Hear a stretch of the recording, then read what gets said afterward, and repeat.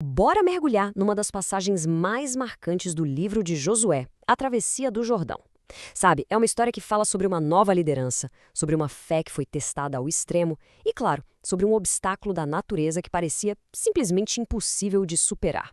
Pois é, a pergunta que fica é essa: como é que uma nação inteira consegue atravessar um rio? Um rio em época de cheia. E não é um grupinho, não, a gente está falando de uma nação, com famílias, animais, tudo junto. E o desafio ali, na frente deles, um rio com a força máxima. Tá, então vamos ver como essa história se desenrola. Então, a nossa história começa bem aí, na margem do rio. Moisés tinha acabado de morrer e agora Josué é o novo líder. E logo de cara, a primeira grande prova dele está bem ali na frente de todo mundo, bloqueando o caminho para a terra prometida. Tenta imaginar a cena. Por 3 dias inteiros, o povo de Israel fica acampado ali, só olhando para aquelas águas violentas do Jordão. A terra prometida está logo ali, do outro lado, mas ao mesmo tempo parece totalmente inalcançável. A tensão, a expectativa, nossa, devia ser algo palpável no ar. E aqui a gente vê o tamanho do contraste, né? De um lado você tem um povo todo preparado, mobilizado, prontinho para avançar. Do outro, a natureza na sua força total. O texto é bem claro, diz que o Jordão transbordava sobre todas as suas ribanceiras. Ou seja, tentar atravessar naquelas condições seria basicamente uma missão suicida. Então, a pergunta é, como se supera um obstáculo desses? A resposta? Olha, não ia vir da engenharia nem de alguma estratégia militar genial. O plano que começa a aparecer é completamente diferente. É baseado em instruções divinas que eram, para ser sincero, bem fora do comum. Olha só como era o plano, em 3 passos bem claros. Primeiro, a Arca da Aliança, o objeto mais sagrado de Israel, ia na frente de todo mundo, carregada pelos sacerdotes. Segundo, o povo tinha que seguir a arca, mas mantendo uma boa distância. Isso era um sinal de respeito e também para todo mundo conseguir enxergar.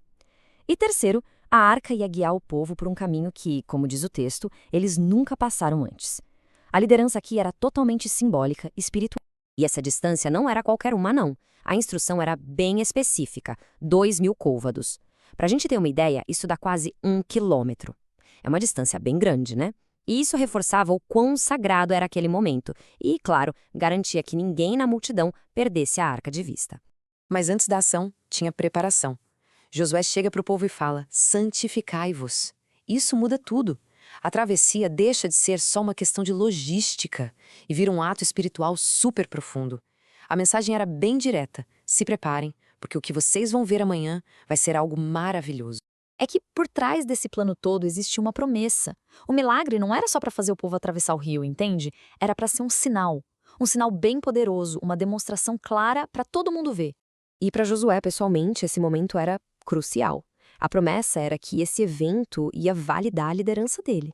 Ia mostrar para todo o povo que aquele mesmo poder divino que estava com Moisés, agora estava com ele, Josué. Era, na prática, a sua consagração pública. A passagem de bastão ali, visível para toda a nação. E esse sinal ia ainda mais longe. Atravessar o rio com sucesso seria a grande prova de que Deus estaria com eles nas batalhas que viriam pela frente, contra os povos que já moravam ali.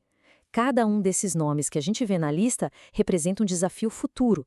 E a travessia do Jordão era a garantia de que eles conseguiriam vencer. Era uma promessa para o futuro sendo confirmada ali, no presente. E aqui está o gatilho para o milagre acontecer.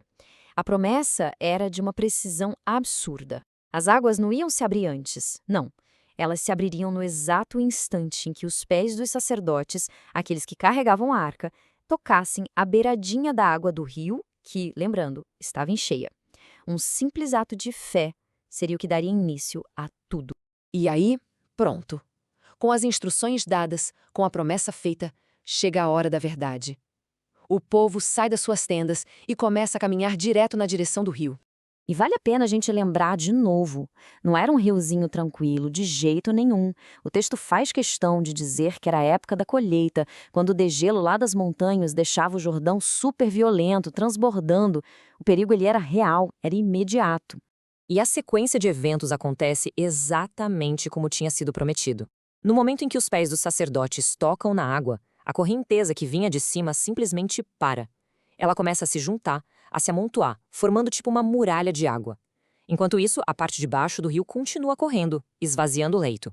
O texto dá até um detalhe geográfico, olha que interessante. Ele diz que as águas se amontoaram bem longe, lá perto de uma cidade chamada Adão. Isso dá uma sensação de realidade para a história, sabe? De um evento que aconteceu num lugar e numa hora específicos. Bom, com o caminho aberto de forma milagrosa, aquele obstáculo que era intransponível vira uma passagem. E aí, a nação inteira começa a se mover. E um detalhe crucial é onde eles atravessaram, bem em frente a Jericó. Essa travessia colocou o povo cara a cara com seu primeiro grande desafio militar na Terra Prometida. O milagre não só abriu um caminho, mas levou eles exatamente para o lugar onde precisavam estar. A transformação foi total. O que antes era uma barreira de água furiosa, agora era um caminho de terra seca. Foi a natureza sendo completamente controlada para que um propósito maior fosse cumprido. E essa é a imagem final. E que imagem poderosa! Enquanto a nação inteira passava, os sacerdotes com a arca ficaram ali, parados, firmes, bem no meio do rio seco. Eles foram o ponto de partida e, ao mesmo tempo, a âncora de todo o milagre, esperando até o último israelita passar em segurança. No fim das contas, uma história como essa é muito mais do que só um milagre. É sobre a formação da identidade de um povo. O que será que significa para uma nação inteira ter na sua memória um momento em que o impossível se tornou possível? Significa ter uma fundação, uma base sólida sobre a qual se pode construir todo o futuro.